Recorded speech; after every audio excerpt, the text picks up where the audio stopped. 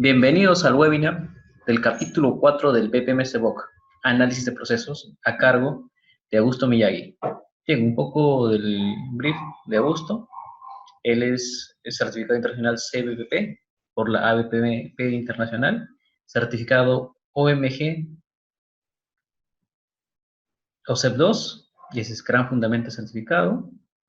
Es IAL Scrum certificado también. Egresado del programa de alta especialización de gestión por procesos de SAN. Es ingeniero empresarial y de sistemas y egresado de la maestría en gestión de tecnologías de la información de la Universidad Unión. Él tiene experiencia laboral internacional en Japón, Perú y México, en los sectores de manufactura, finanzas y telecomunicaciones. Bien, le damos el pase a Augusto para que inicie su presentación. Ok. Bueno, buenos días, buenas tardes. Lo que pasa es que hemos tenido que grabar este webinar el viernes porque tenemos un problema con los horarios. Entonces, bueno, aquí vamos.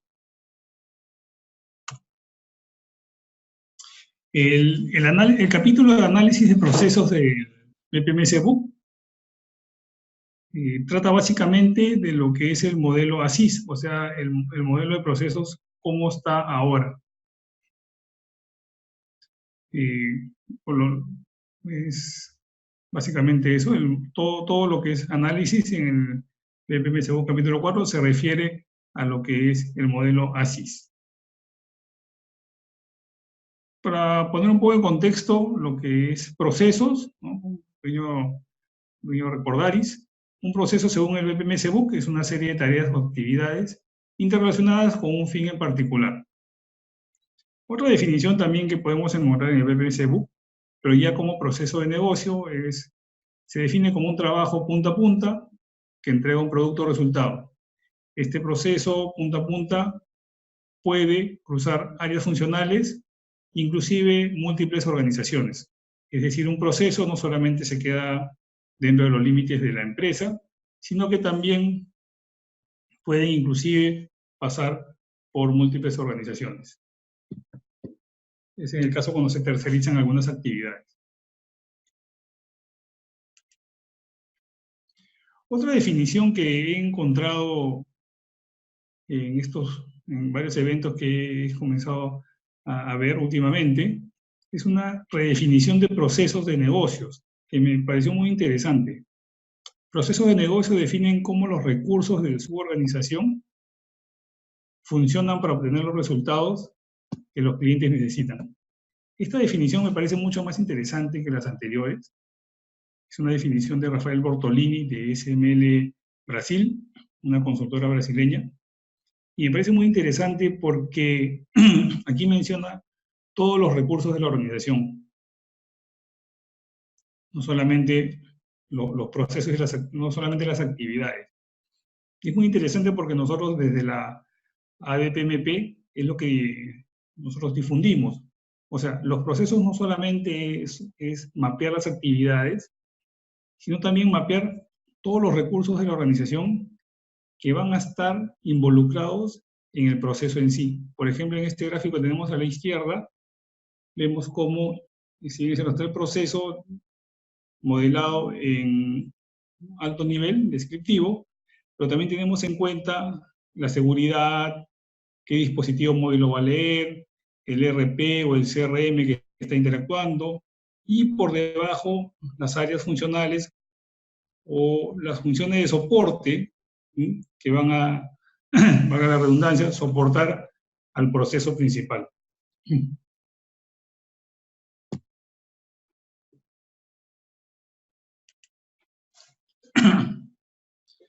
Como introducción, el análisis de procesos está presente en todas las actividades del ciclo de vida de la gestión por proceso. O sea, siempre estamos haciendo análisis en todo momento. El análisis debe ser hecho o realizado en varios niveles, ¿no? Tal cual lo vimos en el tema de modelamiento, a partir de una visión descriptiva, o sea, el total, ¿no? Y luego, yendo al detalle a medida que se baja el nivel del modelo, ¿no? Tenemos un análisis jerárquico, digamos, ¿no? Alto nivel, y luego vamos entrando más detalle en los niveles inferiores. Básicamente, el análisis sirve para tomar decisiones en el nivel estratégico o táctico de la organización. Muy importante, y siempre lo menciono, es que el análisis o cualquier documentación relacionada a procesos no es tener miles de documentos escritos. ¿No? Toda la documentación que hagamos para procesos deben tener documentos que sirvan para la empresa, que sean útiles. No es tener documentación por tener. El análisis debe ser algo, un medio sencillo para contestar las preguntas. ¿Cómo logro eficacia y luego eficiencia?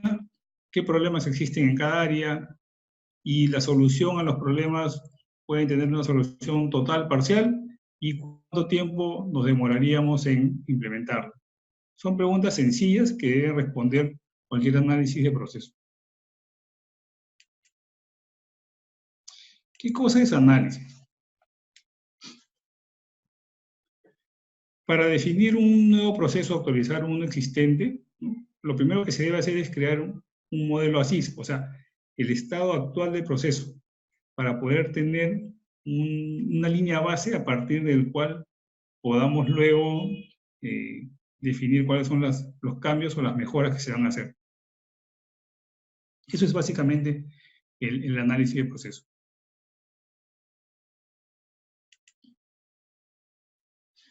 Se desarrolla una comprensión sobre todas las actividades del proceso, la capacidad de los procesos para alcanzar sus metas, las restricciones y rupturas que pueden haber durante el proceso. El análisis lo podemos desarrollar, digamos, con diferentes técnicas: mapeamiento, simulaciones, emulaciones, etc. Cuando se empieza el análisis de procesos, es muy importante contemplar todo, no dejar nada fuera. Esto nos referimos a que debemos tomar en cuenta todo lo que está alrededor de la empresa, inclusive dentro de la empresa, sistemas que están conexos, y cómo está el mercado donde se desempeña la empresa, cómo está el entorno, el país. Todas esas, digamos, cuestiones deben ser tomadas en cuenta en el análisis de proceso. Por lo menos tomadas en cuenta, deben ser mapeados. Que luego se utilicen o no se utilicen, ya pasa a otro nivel. Pero inicialmente todo tiene que tomarlo en cuenta, porque muchas veces por no tomar en cuenta algún detalle pequeño, lo que puede suceder es que nuestro análisis vaya más. ¿Por qué hacer análisis? Lo primero que nosotros decimos que por qué hay que hacer análisis es porque muchas veces dentro de las actividades de las organizaciones hay muchos espacios en blanco, espacios grises, ¿sí? Que dependen mucho del sentido común del actor del proceso que lo tiene que hacer. Entonces, ahí tenemos un problema porque dependemos de lo que una persona va a resolver en ese momento. Y lo que nosotros tenemos que tener son procesos que gobiernen las actividades de la organización. O sea, que podamos nosotros confiar, o sea, confiar en el proceso, más no en la capacidad de las personas. Porque luego cada persona puede tener un criterio diferente para evaluar una misma situación. Entonces, vamos a tener procesos que no son predecibles, porque vamos a depender de lo que piensa cada persona para ver el resultado. Es por eso que en una organización, muchas organizaciones que no son maduras en procesos, nadie puede asegurar que la misma actividad va a ser ejecutada siempre de la misma forma. Esto ocasiona, como lo mencionamos hace un momento, inconsistencia en los resultados, ¿no? Al ser, digamos, todo supeditado a lo que piense un actor de proceso, lo que va a suceder es que, dependiendo del actor de proceso del momento, puede cambiar el resultado del proceso.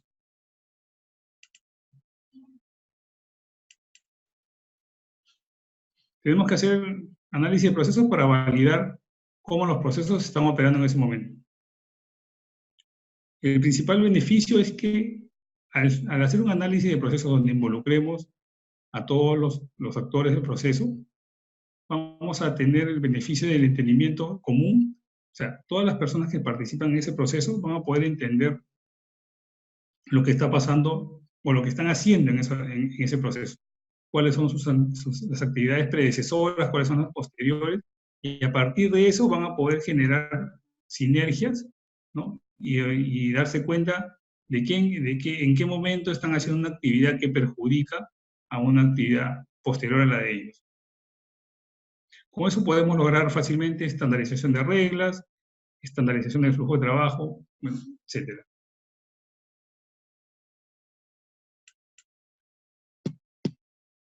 Cuando hacemos análisis y trabajamos con la perspectiva punta a punta, lo que va a permitir es, como lo mencionamos hace un momento, que los gestores comprendan cuál es el alcance de todo su proceso, de dónde empieza hasta dónde acaba, ¿no? El impacto que pueden tener lo que hacen o los problemas que pueden ocasionar.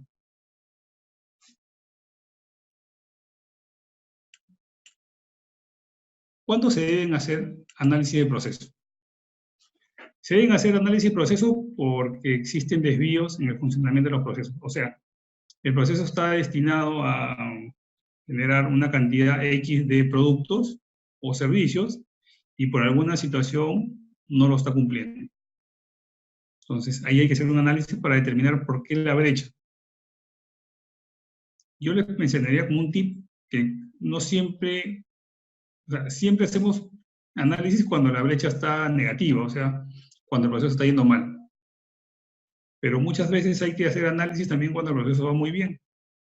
Muchas veces el proceso va muy bien y eso puede ser señal de que estamos haciendo algo mal en el sentido de que estamos controlando mal el proceso, estamos tomando indicadores que no son correctos, ¿no? Y lo que está pasando es que no estamos teniendo resultados ficticios, que no existen en verdad. Otra de las causas por las que debemos hacer análisis de procesos es de acuerdo a los eventos externos, llamemos cambio de estrategia organizacional, aparición de nuevas tecnologías, fusiones, adquisiciones en empresas, cesiones, cambios en las regulaciones, sobre todo en las entidades reguladas, con el Estado, ¿no? Cambian las regulaciones y hay que volver a revisar todo el proceso porque un cambio en una regulación puede afectar varias actividades de un solo proceso. En el caso de las fusiones y adquisiciones, es muy importante tener un análisis de todos los procesos, porque muchas veces, cuando fusionamos empresas, hay procesos que se traslapan de nombre, ¿no? Pensamos, tienen el mismo nombre y entonces ya son lo mismo, y a veces no son lo mismo. Puede ser que se llamen igual, pero cada organización ha hecho actividades diferentes, ¿no? O tienen diferentes objetivos. Incluso hay veces en que pueden olvidarse de algunos procesos importantes, como por ejemplo, algo muy sencillo, en el caso de una fusión, el control de contratos, el control de proveedores, ¿no? Fusiona la empresa y la actividad de control de contratos, vencimiento de contratos, no se hace correctamente y puede ocasionar que se pierdan activos importantes de la organización, o se corten contratos, o en su defecto tengamos penalidades por incumplimiento de los mismos.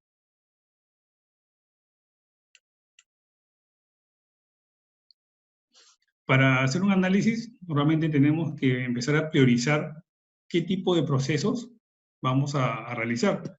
Es muy importante porque si no tenemos una forma de priorizar, podemos empezar por los procesos que no son importantes de alguna forma o no generan ingresos a la organización.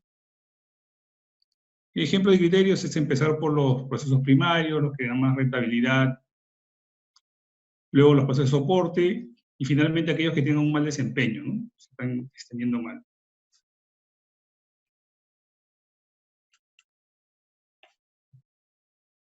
Aquí hay unos tips de, más que cómo empezar, es decirle a la alta gerencia, ¿no? Lo que uno espera hacer al analizar los procesos.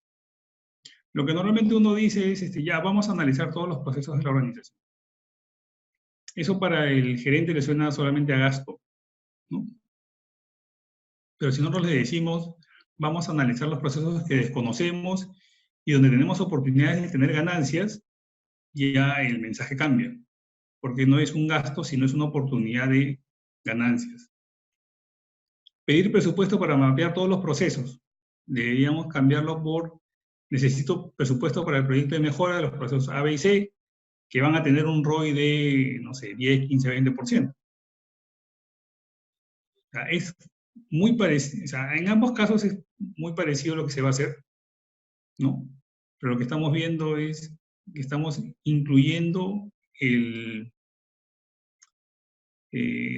componente del retorno de la inversión, o sea, que vamos a tener ganancias. Entonces la empresa, por lo menos la gerencia, va a ver con buenos ojos, y ya no es solamente un gasto lo del proceso, lo de mapear procesos, sino que también es una oportunidad de ingresos. Un tercer punto es, normalmente cuando quieres mapear procesos, lo que dicen es, vamos a mapear los procesos de soporte porque son, digamos, los que tienen menos riesgo.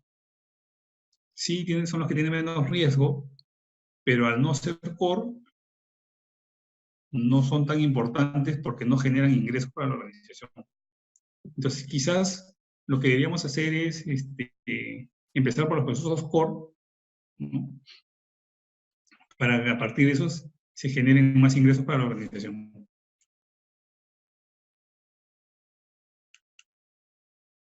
El alcance del análisis. Lo que uno debe hacer al inicio de toda etapa de análisis es definir cuál es el alcance de los procesos. ¿Dónde empieza, dónde termina? Y qué áreas van a estar involucradas, qué áreas o qué funciones van a estar involucradas. El alcance debe considerar objetivos y resultados, qué impacto va a tener en los procesos relacionados. También, si es un proceso de soporte que vamos a verificar, tendríamos que saber cómo funciona el proceso al cual estamos soportando. ¿Cuál es su objetivo final? Para, de acuerdo a eso, adaptar nuestro proceso.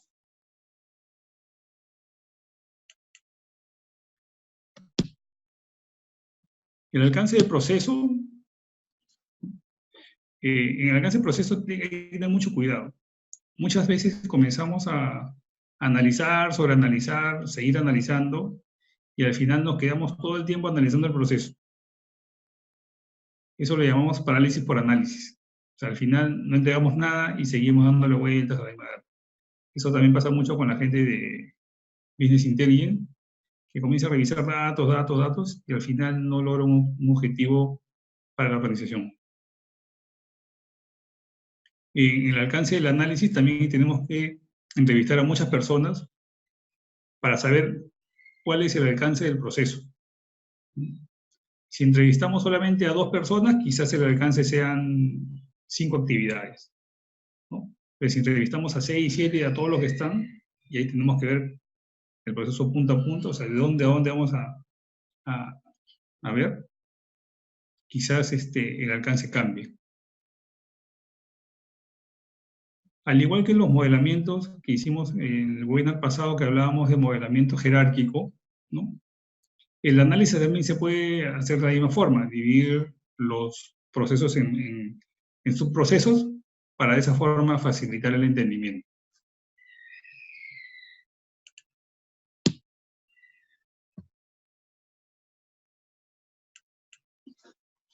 El equipo de recolección de información.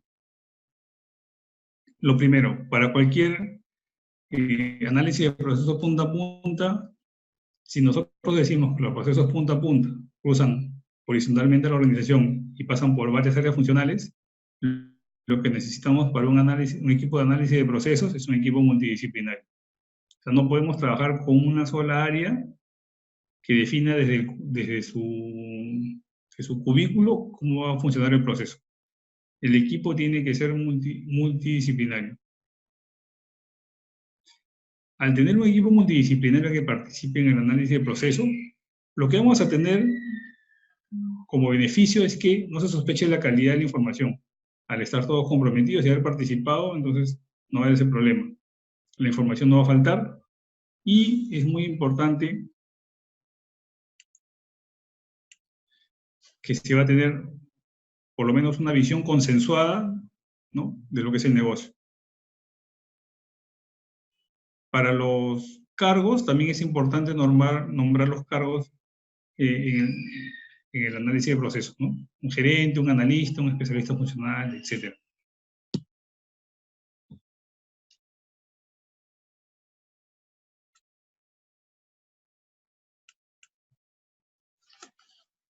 Cuando hacemos recolección de información, es muy importante definir estándares para el levantamiento de la información. Hay que elaborar un glosario de los datos. En una organización, muchas veces, solamente tomando el caso de lo que es modelamiento de procesos, algunas personas llaman diagrama, mapa, modelo, a lo mismo, ¿no? Y como hemos visto en el webinar anterior, diagrama es equivalente al modelo descriptivo, mapa es el equivalente al modelo analítico, y modelo es igual a lo que es el modelo operativo. Entonces, es muy importante establecer glosarios porque de lo contrario podemos estar hablando de lo mismo pero con diferentes nombres. Tenemos un glosario de datos de toda la organización. Tenemos que definir qué tipo de información será recolectada, quién la recolectará, básicamente cómo serán validadas esas informaciones, de qué forma serán tabuladas, las frecuencias, de cómo serán organizadas, y también la forma cómo será actualizada la información recolectada. El gran problema de tener información sin estándar es que la información se puede volver finalmente en una opinión, porque no está estandarizada. Entonces, si yo digo 5 puntos, o 5, no sé si son 5 unidades, 5 metros, 5 centímetros, tenemos que tener bien estandarizadas todas las cosas, toda la forma de cómo vamos a capturar la información.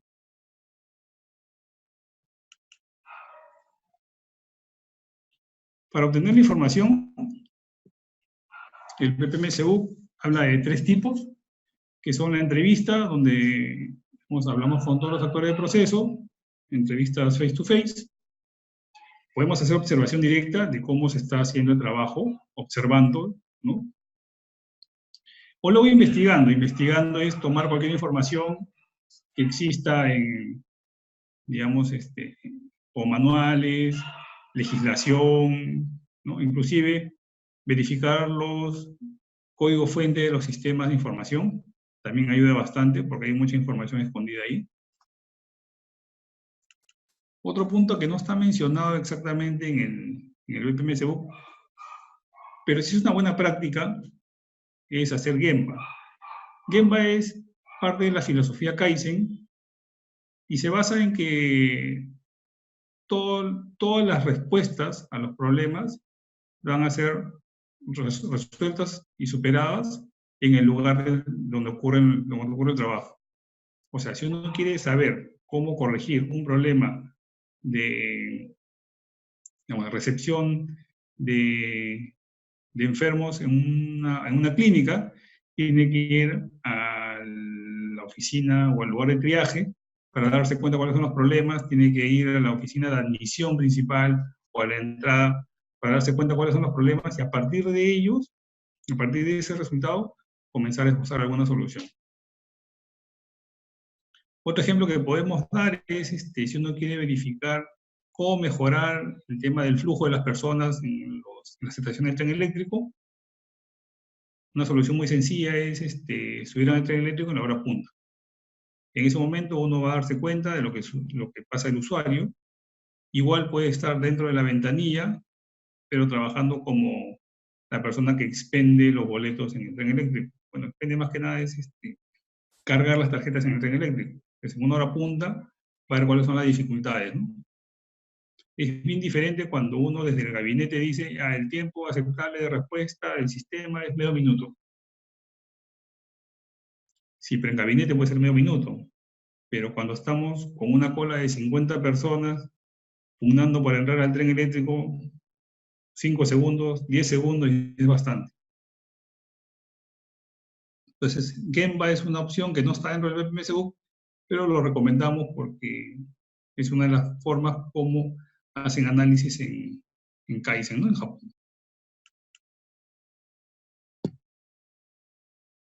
Los puntos de análisis. ¿Cuáles son los puntos que debemos ver en un análisis? Son varios, vamos a definir algunos. El principal es interacción con el cliente. Interacción con el cliente es todos los puntos de contacto del proceso con los clientes. Por lo general, mientras menos interacciones tenga el cliente con el proceso, con el proveedor, por lo general el cliente quedará más satisfecho. Cada interacción del cliente con el proceso, bajo el BPMSbook, se llaman momentos de verdad. Son las interacciones. En otras metodologías lo llaman puntos de dolor, momentos de dolor. Vemos momentos de verdad. Los momentos de verdad, lo que normalmente pasa es que consumen recursos del cliente. Llamemos recursos en función del tiempo, ¿no? Esfuerzo del cliente. Entonces, todo lo que sea consumir un recurso del cliente, el cliente lo considera como un pago adicional al pago que ya ha hecho. Entonces, los procesos tienen que estar orientados a reducir esa cantidad de interacciones de los procesos con el cliente, porque de esa forma vamos a mejorar la experiencia del cliente. El desempeño de los procesos se define como lo que el proceso está rindiendo en ese momento. Entonces, los problemas de desempeño son la diferencia entre lo que uno piensa que debe de rendir el proceso y lo que está dando. Es el gap que tenemos entre lo que es el objetivo con lo que estamos recibiendo en ese momento. ¿Para qué nos sirve un análisis de desempeño de procesos? Para determinar la naturaleza de la diferencia, por qué existe esa diferencia, ¿no? Y cómo podría ser corregida. Las métricas que se utilizan en el BPMSbook para el desempeño de procesos son 4: costo, tiempo, capacidad y calidad. Eso, bajo estos 4 criterios podemos saber dónde y cómo el proceso puede ser ajustado.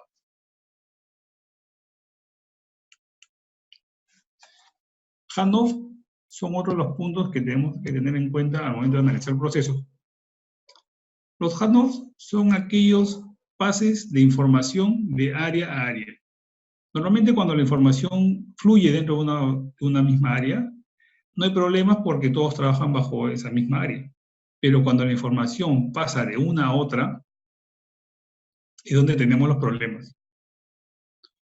Muchas veces el proceso está bien, pero la información no fluye de un área a otra. Entonces, al tener este corte, lo que pasa es que se comienzan a crear rupturas en el proceso. Lo ideal es que hayan la menor cantidad de handoff, pero eso depende de la complejidad del proceso. Lo que sí podemos afirmar es que mientras más handoff hayan en un proceso, el proceso va a ser mucho más vulnerable. Las reglas de negocio en los procesos son los que nos ponen restricciones y también nos direccionan las decisiones en el proceso. El problema muchas veces de las reglas de negocio es que a veces son creadas de gabinete, o sea, no son consensuadas con los actores del proceso. Y en otros casos se tornan obsoletas porque ya ha cambiado el proceso y las reglas siguen conservándose. Un ejemplo muy sencillo son aquellas actividades que se siguen haciendo sin saber por qué. Por ejemplo, los sellos en los papeles, ¿no? Antes habían tres supervisores, ¿no? Y cada uno tenía que sellar el documento que se iba a aprobar. Y llegaba un momento en que uno de esos inspectores, por algún motivo, ya no tenía por qué inspeccionar ese documento. Pero como la regla seguía diciendo que tenía que sellar las 3 personas, esa persona que no tenía nada que revisar en ese documento, sigue sellando. O sea, generamos una burocracia, un proceso, una actividad en el proceso que no genera valor. ¿Y eso a partir de qué? De una regla obsoleta que no se cambió, ¿no? Porque no se cambió en su debido momento y se queda perenne.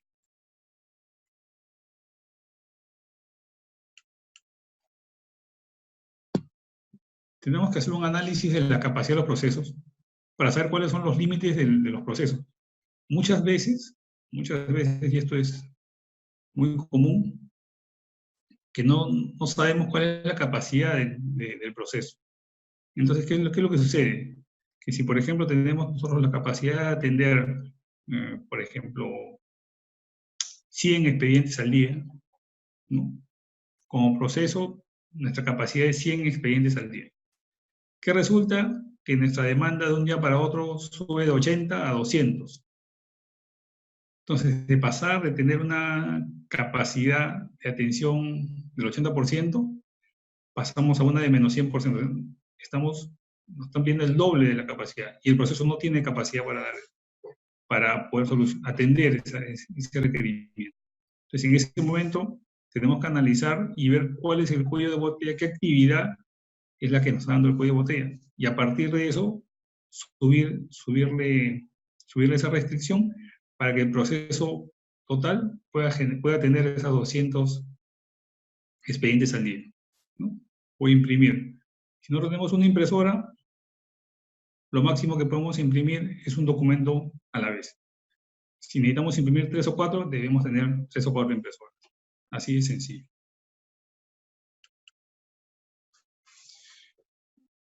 Justo hablábamos de los cuellos de botella. Los cuellos de botella son una restricción que tiene una actividad dentro del proceso.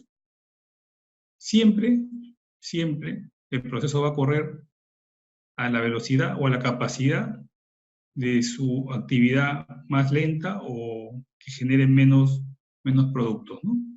Si, por ejemplo, una actividad genera 5 unidades de algo y tenemos otra que generan 20, otra 30, otra 50, la capacidad de ese proceso, porque estamos hablando de que todas esas actividades juntas van a dar un proceso, sería de 5, o sea, la menor. Hay que tener mucho cuidado en ver cuál es el cuello de botella de los procesos. La variabilidad también es un tema también muy importante. Al tener variabilidad en el desempeño de los procesos o en los procesos, lo que vamos a tener es poca predictibilidad de lo que vamos a poder entregar como empresa. Por ejemplo, podemos tener un proceso que un día demora 5 minutos, pero luego con otro actor de proceso demora, no sé, 30 minutos. Y con otro demora 10. Entonces, la idea es reducir la variabilidad, ¿no?, a límites aceptables, ¿no? O sea, 5 más menos 1, 5 más menos 2, o 10 más menos 1, 10 más menos 2. No podemos tener un rango de 5 a 50. No tiene sentido. Tenemos que tener unas variaciones dentro de lo que nosotros como analistas de procesos determinemos, o como el usuario finalmente determine qué es lo razonable. Entonces, la variabilidad es el peor enemigo de los procesos. El costo, tenemos que saber cuánto nos cuesta el proceso en sí. Porque finalmente, si un proceso me cuesta 50 y la utilidad de digamos, el beneficio que me da ese proceso es de 20, no tiene sentido seguir ejecutando ese proceso, a menos que sea un proceso mandatorio, ¿no?, obligatorio. Hay que tener mucho cuidado. No vamos como se dice vulgarmente, no vamos a gastar pólvora en gallinazo. Hay que comprender bien el costo del proceso. Las personas en los procesos son importantes. Las personas en algunos procesos tienen la capacidad de discernir algunas cosas. O sea, no todos los procesos son lo suficientemente inteligentes como para eliminar la necesidad de las personas. Las personas en los procesos la adicionan la capacidad de juzgamiento, de conocimiento. Lo ideal es que la mayoría de las actividades se puedan automatizar, pero no todas se pueden automatizar. Entonces ahí dependemos del juicio de las personas, del juicio de expertos, como dicen en algunos casos. Otro problema, bueno, es un problema y un beneficio y algo bueno. Las personas no siempre hacen la tarea de forma similar o igual, ¿no? Lo hacen de formas diferentes.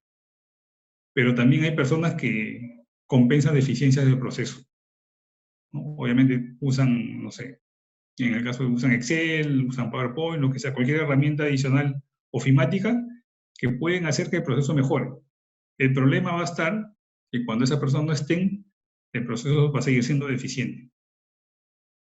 Entonces, lo ideal ahí es poder conocer cuáles son esas deficiencias y esas deficiencias corregirlas en el proceso. Pero dependemos de esas personas. O sea, las personas tienen, digamos, nos pueden ayudar, ¿no? O también nos pueden hacer, nos pueden generar problemas al no hacer las tareas siempre iguales, pero también algunas nos pueden ayudar o nos pueden compensar las deficiencias en los procesos.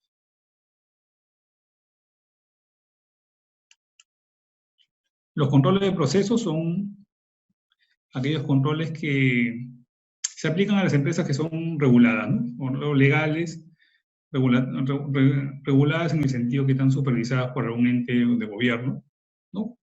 O tienen algún tema financiero que los controla. Los controles de procesos son diferentes a los procesos de control. Los controles de procesos definen la forma de controlar, definen el control. Y los procesos de control definen los pasos para lograr el control. Son cosas parecidas pero diferentes. Así para finalizar, uno de los ítems que tenemos que ver en análisis de procesos son los sistemas de información. Mucha gente que viene de las áreas administrativas a procesos tiene el problema porque dentro de su background no conocen lo que es un tema de programación. Pero en los sistemas de información tienen escondido muchas veces en su código fuente flujo de datos, reglas de negocio, sistemas, o sea, sistemas en el sentido de la forma como trabaja la organización. Muchas veces en los códigos fuente se encuentra mucha información escondida que ni siquiera está en los manuales, que nos ayudan a conocer cómo funciona el proceso.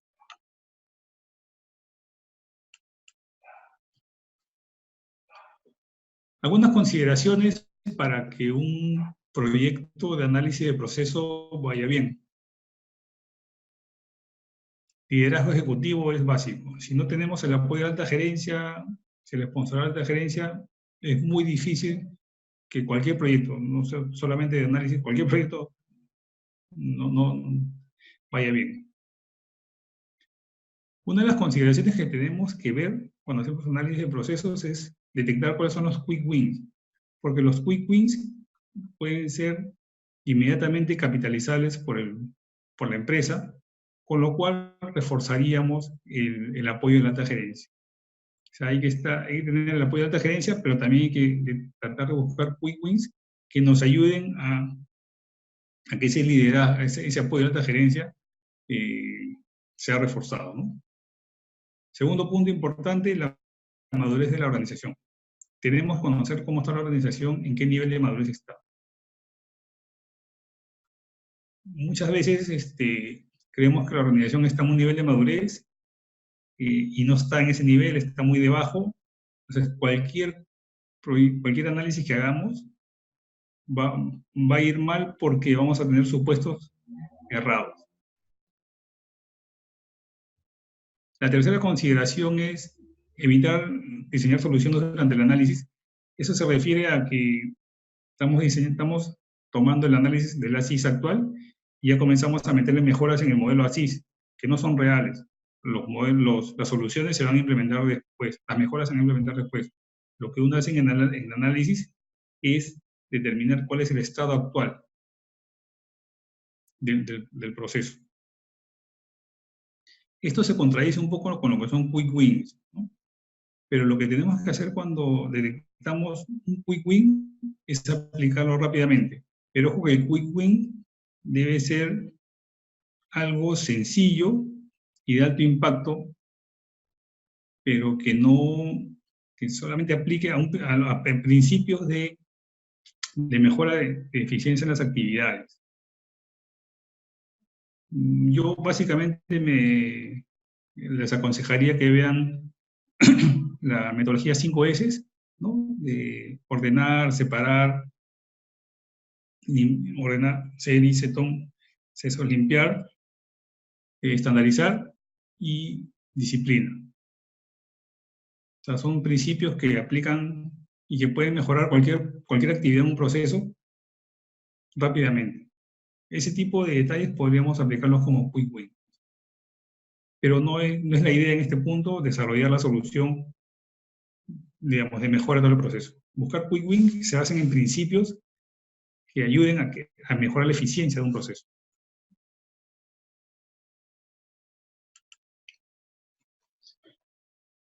Evite caer en la parálisis por análisis. Muchas veces comenzamos a analizar el proceso, nos quedamos eternamente analizando las causas, los problemas, todo, y nunca entregamos una solución, o sea, un estado actual. Tenemos que poner límites a la cantidad de información que vamos a recolectar, porque de lo contrario nos podemos pasar todo el tiempo analizando y no llegar a ninguna conclusión. Tenemos que tener cuidado en la asignación adecuada de los tiempos, ¿no? Las personas que van a intervenir en el proyecto de análisis o las personas que están involucradas en el análisis. Hay que tener mucho cuidado con la asignación de los tiempos. Ojo, hay que tener mucho cuidado con que los consultores normalmente, casi siempre no conocen el negocio. El que conoce el negocio es el que está dentro de la empresa. Los consultores son personas que ayudan, ¿no?, mediante técnicas o metodologías para hacer un análisis correcto. Pero el tiempo importante en un análisis es el tiempo que está trabajando en la empresa.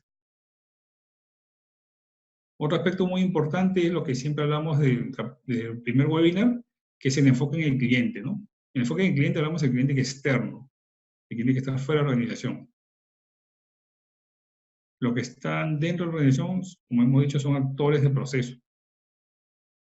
El cliente que vale, el cliente que nos paga, el cliente que hace que toda la rueda de que la empresa siga viva, es el cliente que está fuera. Entonces tenemos que enfocarnos siempre en el cliente que está fuera.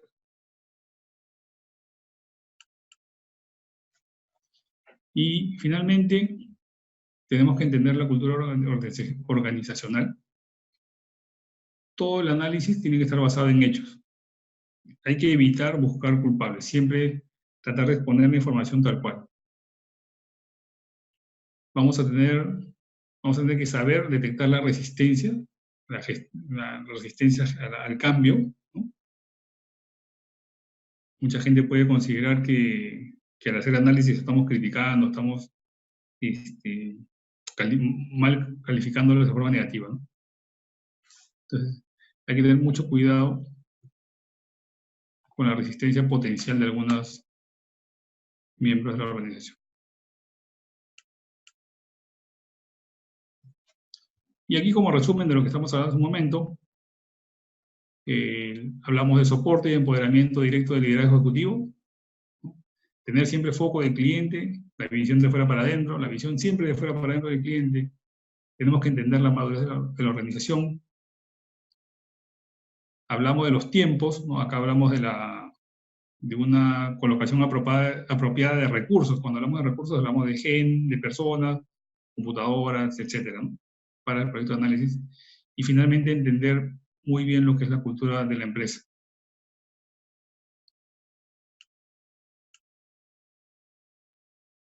En conclusión, el capítulo 4 del BPMSU, el análisis de procesos, nos habla de la creación del modelo ASIS, o sea, el modelo actual, cómo está trabajando ahora la organización.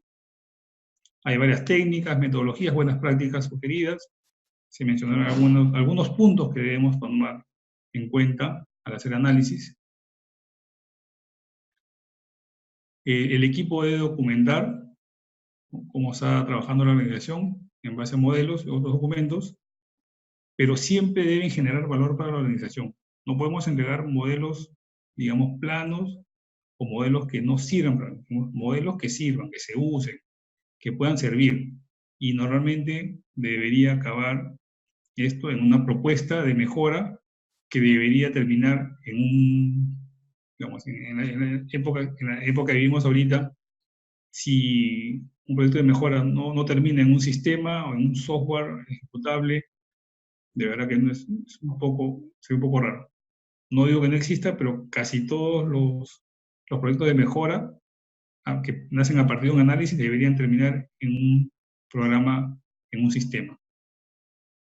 Y hasta ahí deberíamos terminar nosotros. O sea, tenemos que hacer análisis, pero también tenemos que llegar hasta la etapa de diseño y generar un programa ejecutable que ayude a la organización.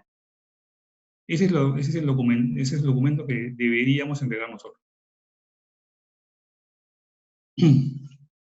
Con este resultado deberíamos buscar oportunidades de mejora y el análisis de proceso, si seguimos el ciclo PDCA que mencionábamos en el capítulo 2, ¿no? Plan, Do, Check, Act, es una forma de tener siempre una organización que mejora continuamente, ¿no?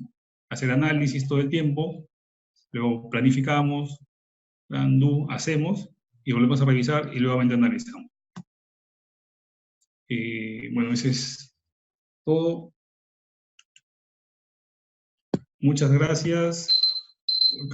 Como les recuerdo, este webinar lo hemos grabado viernes en la noche porque tenemos un problema con los horarios del día sábado. Pero igual quisimos cumplir con hacer el webinar, ¿no? Aunque sea offline. Muchas gracias de todas maneras.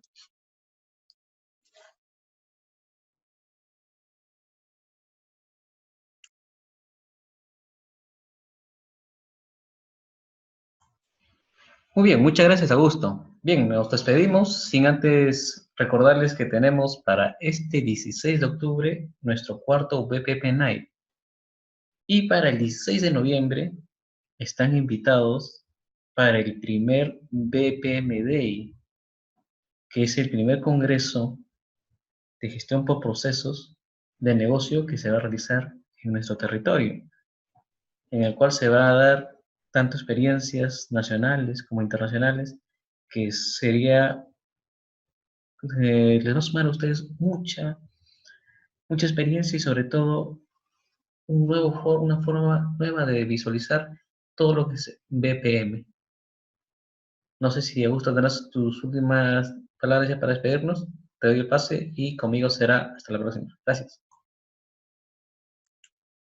Gracias, Jorge. Sí, efectivamente, los invito a que participen de las actividades que estamos haciendo, los BPM Night. El siguiente BPM Night es muy interesante. Vamos a hablar de temas de gobierno, ¿no? Como el BPM, como la gestión por procesos está muy involucrada en lo que es el gobierno, o debería estar más involucrada inclusive, ¿no? Y lo del 16 de noviembre sí va a ser el primer congreso de gestión de procesos en el Perú, organizado por la asociación, ¿no? Vamos a tener mucha participación extranjera, vamos a tener muchos expositores nacionales con casos de éxito, y lo creo que es muy importante, vamos a tener unos expositores brasileños que nos van a hablar de su experiencia. Ellos tienen ya casi 15 años trabajando en gestión de procesos y nos pueden mostrar muchas cosas de lo que han hecho en Brasil y muchas buenas prácticas, mucha información muy reciente. Hay gente que va a venir que tiene información, digamos, de congresos que han habido en Estados Unidos, en Europa, ¿no? Y lo van a venir acá a difundirlos en el Perú. Sí, va a estar muy interesante.